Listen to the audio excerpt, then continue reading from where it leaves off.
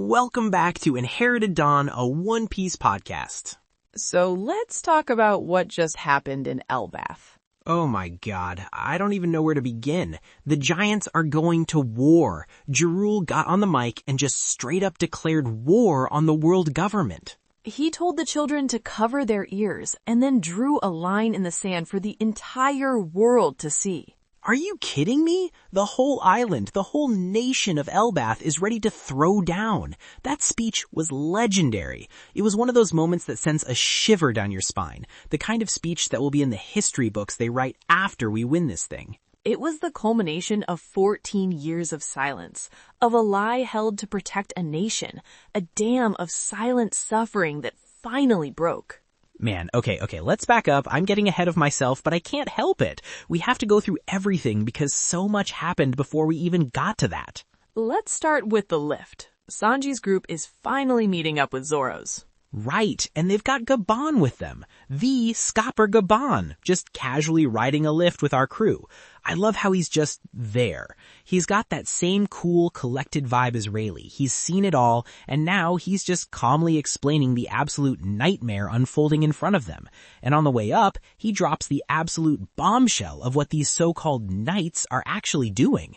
It's a hostage situation. 10 giant children being taken to marry Josiah. To be battle slaves. That's insane. I mean, we know the celestial dragons are the worst kind of scum. We've seen them buy and sell people like property for years. But this is a whole new level of strategic evil. The world government wants to chain up the giants and use them as weapons by holding their kids hostage. It's evil. There's no other word for it. It's their standard method of control, just applied on a grander scale. It's the same principle they used to break Bartholomew Kuma. They took Bonnie, his daughter, and used her as leverage to turn him into a mindless cyborg, a slave to their will. Exactly. It's the same playbook. It makes my blood boil. They find what you love most, what makes you who you are, and they put a chain around it. It's the most cowardly way to fight. They do it to entire kingdoms with the heavenly tribute. Pay us or we'll crush you. Give us your wealth or lose your affiliation and be targeted by pirates. It is always controlled through fear, through threats to family and home. Now they're doing it to Elbaph, a nation so famously proud and powerful that a direct assault would be catastrophic. So they attack its future instead. And the way they're doing it is so messed up. It's not just a kidnapping, it's a parade of cruelty. Gabon explains the knight's powers, and it's this perfect storm of psychological torture. You've got one knight, Gunko, forcing the kids to walk with her arrows. Her power must come from some kind of arrow fruit. Gabon said she can create and control arrows that force a person's body to move. She's literally puppeteering these children. It's a complete violation of their autonomy. They're puppets forced to march towards their own enslavement. It's meant to demoralize, not just the children, but every giant who watches, unable to intervene. And that's just the first layer of this evil cake. Then there's Summers, who has wrapped them in invisible thorns as hard as steel. It's gotta be a thorn fruit power. The giants can't even pick up their own children without hurting them. If they stop walking, they bump into each other and get impaled. That detail was what I found most chilling. The invisibility of the thorns is key. It means a parent's natural instinct to reach out, to embrace, to protect their child becomes an act of violence. They're forced to watch from a distance because their love is now a weapon that can be used against their own children. It's a perfect sadistic trap. I lost it at that part. I just imagined a giant dad seeing his little girl crying, reaching out for her, and he can't even touch her without stabbing her.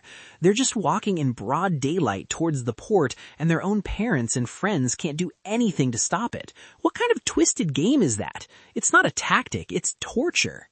It's designed to break their spirit, to make them feel helpless. That is the true goal. And the final piece is Killingham, who manifests the children's nightmares into real creatures.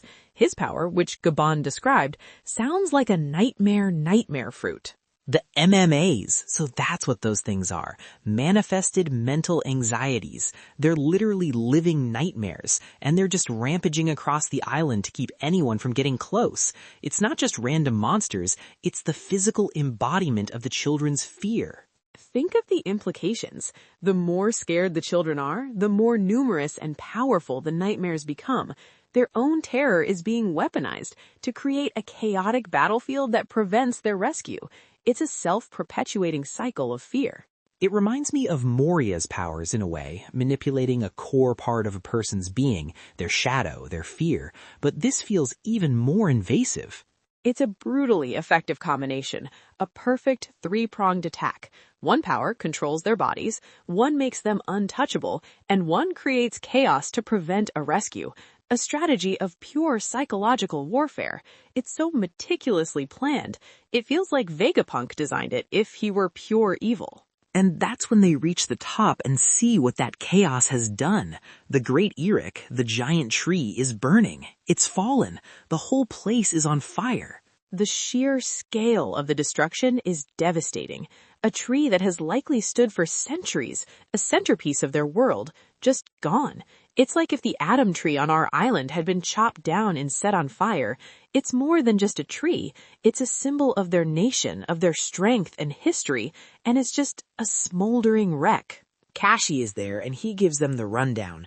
My heart just sank with every word he said.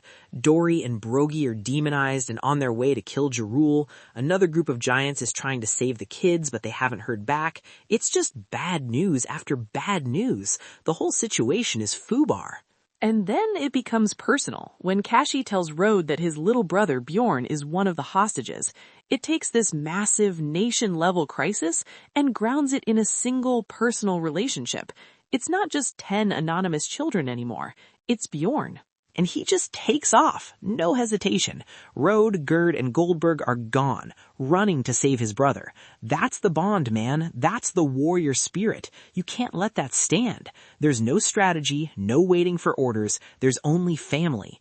It reminded me of running into Enya's lobby. The odds don't matter. The enemy doesn't matter. Your family is on the other side of that door, and you're going to kick it down. It's the core of what makes the Giants of Elbaph who they are.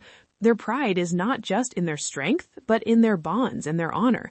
To see a child taken, a brother endangered, it's an insult that cannot be ignored. Sanji immediately asks where Nami's group is because he knows they were at the school. Our boy, always thinking of the ladies first. Classic Sanji. But my stomach dropped right along with his. And Kashi just points to the burning school. Oh my God. Just that shot of the schoolhouse, a place of learning and for kids, just engulfed in flames.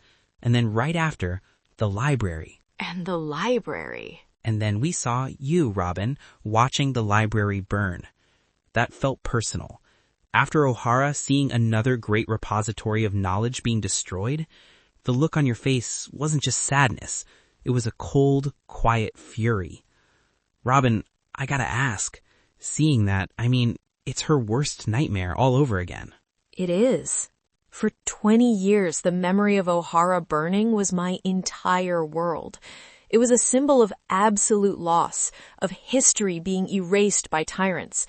To see it happen again, my first thought was of my mother, of Professor Clover, of everyone who gave their lives to protect those books. But something was different this time. Different how? Then, I was a child. Alone, and all I could do was run. I was helpless. Now, I looked at that fire, and I felt the anger, but I wasn't helpless. I have all of you. That fire wasn't just a tragedy, it was a challenge. It was the world government spitting on the grave of my home, and I have no intention of letting them get away with it this time. That's our Robin. They picked the wrong archaeologist to mess with. But okay, let's get back to what was happening. We saw some of the crew tied up by those arrows, but Brook was gone. He had an idea and just took off on his own. He did. The Soul King always has a plan. He operates on a different level than everyone else. His understanding of souls, of life and unlife, gives him a unique perspective. I'm very curious what he intends to do. He's gonna do something amazing, I know it. He's not just the crew's musician, he's a secret weapon. But while all that's happening, we cut to Jarul, and the other giants are telling him to run, to escape, to preserve the royal bloodline. It's the logical thing to do. In their eyes, he's the prince who stayed, and his life is paramount to Elbath's future. But he refuses. He says he has something to say to all of Elbaph. This is the moment. The tension was insane. He gets on the Dengo Mushi, the giant version of the Den Mushi, and he finally tells the truth about what happened 14 years ago. King Harold wanted to join the world government. He wanted peace. He saw the changing tides of the world and believed affiliation was the only way to protect his people. He was willing to swallow his pride for the sake of his kingdom. And they betrayed him. A demon from the world government killed him because he wouldn't submit completely. So it wasn't Loki. The whole country has hated this guy for 14 years, thinking he was a traitor who murdered their king, and he was just protecting them. Innocent of the murder, at least. Jarul says Loki decided to bear the rage of their people on his back and took to the sea. He shouldered the blame to protect Elbaph from the truth. That's heavy. He became the villain of his own story to save everyone. He let everyone think he was a monster to prevent a war that, at the time, they probably couldn't have won. Because that's what his father, King Harold, would have wanted. Peace. It recontextualizes Loki's entire character, doesn't it? His arrogance, his quest for glory, his desperate search for a bride like Big Mom.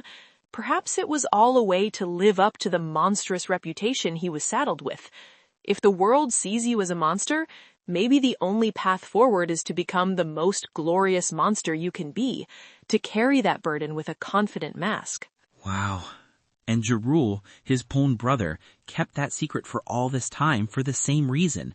He lived with that lie, watching his people hate his brother, all to honor the king's final wish. The strength that must have taken. But now, with new demons on their shores, with the children of Elbaph in chains, that promise of peace is broken. The lie is no longer a shield, it's a cage. Jarul can't stay silent anymore. He addresses the knights directly. That part was so good. He says they'll give up their culture, their history, anything to save the children. He's offering total surrender. But then he tells them they're mistaken if they think they can break the spirit of Elbaph. It was a brilliant rhetorical move. First, show them the depth of your love for your children by offering everything. Then show them the depth of your pride by telling them that even with everything taken, your spirit is unbreakable. The fire in his voice. He says the other giants don't have the same patience as Harold. And then the line. He tells the kids to cover their ears. Chills, literal chills. Which is always a sign that what comes next is not for the faint of heart. It's the adult table talking now. And he just declares it. If the world is to be split in two, then let it be known. Elbaph will proudly declare war on the world government. Super! That's it. That's the moment. A whole country of giants just officially became the world government's enemy. This is monumental. It's another kingdom, and a powerful one at that, openly aligning against the celestial dragons. This isn't just a small rebellion. Elbaph is one of the most powerful nations in the world, renowned for its military strength. First, Fishman Island pledged their loyalty to Luffy, then Wano opened its borders. Dressalora and Alabasta are forever indebted to the Straw Hats. And now, Elbaph. The pieces are moving on the global chessboard. And the giants just roar. You could just feel the energy. Their morale is through the roof. All that confusion, that misplaced anger at Loki, it's all gone. Now it's focused. They charge forward, ready to fight. Jarul's speech lit a fire under the entire nation. He gave them their pride back. He absolved Loki, honored his father, and gave them a true enemy to fight instead of one of their own. He united them with a single sentence. And just as Dory and Brogy get there, eyes glowing red, about to kill him, Zoro's crew shows up. Hiruden, Stanson, and Zoro right in their path. What an entrance! Hiruden warns them not to get stuck between the two demonized giants, or they'll become one themselves. That line is incredibly important. Wait, what? So it's contagious, or it spreads somehow? Is it a devil fruit ability from one of the knights we haven't seen, or some kind of weaponized gas? That makes it even more dangerous.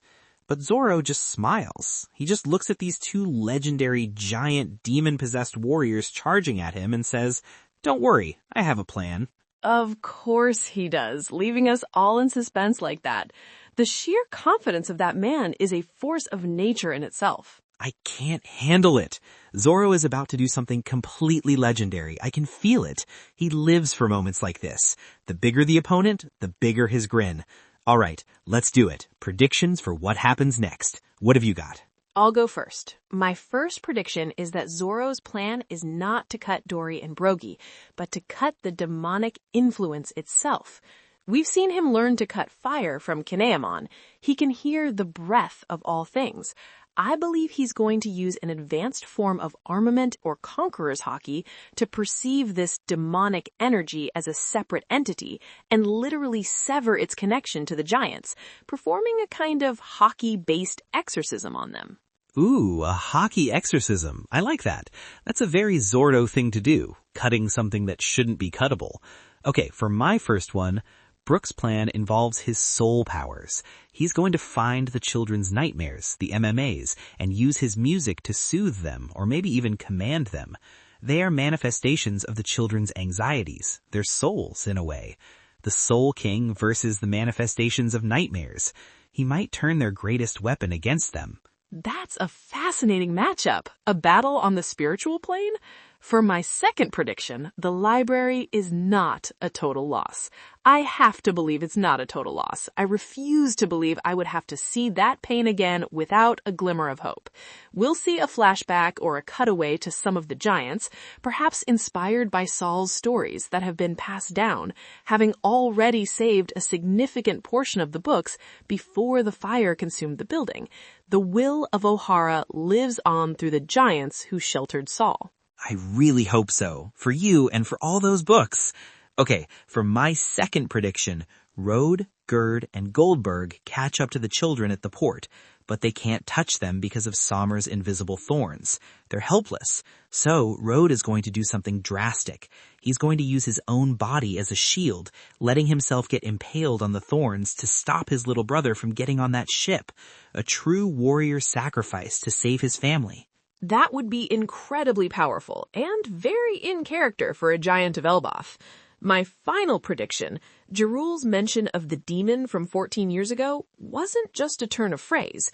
We will get a confirmation, perhaps from Gabon, who would have heard rumors through the underworld, that the one who killed King Harold was a member of the God's Knights, or even one of the Gorosei themselves.